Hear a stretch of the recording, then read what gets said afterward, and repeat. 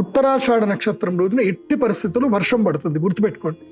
మళ్ళీ ఎల్లుండి ఇంకా 2 రోజుల తర్వాత ఎట్టి పరిస్థితుల్లో సూర్యుడు పునర్వసు నక్షత్రంలో ఉన్నప్పుడు, చంద్రుడు ఉత్తరాషాఢ నక్షత్రం ఉన్నప్పుడు తప్పకుండా కుంభవృష్టి కురుస్తుంది. అప్పుడు ఏం చేయాలి అంటే, ఈ కలశం ఏదైతే మనం పెట్టుకున్నామో ఆ కొబ్బరికాయను తీసుకొని ఆ యొక్క ఎర్రటి బట్టను ఏదైతే ఉందో ఆ బట్టతోటి ఏం చేయాలంటే, లక్ష్మీదేవి నువ్వు ఈ కలశంలో ఉండు అని చెప్పి,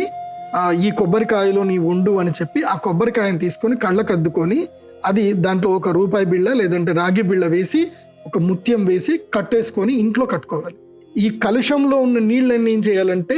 జ్యేష్ఠాదేవి ఈ నీళ్ళు ఎట్లాగైతే ఉన్నాయో, ఈ నీళ్ళని ఎట్లాగైతే మేము గంగా ప్రవాహంలో కలుపుతామో, వర్షపు నీళ్ళలో కలుపుతామో, అలాగే నీవు కూడా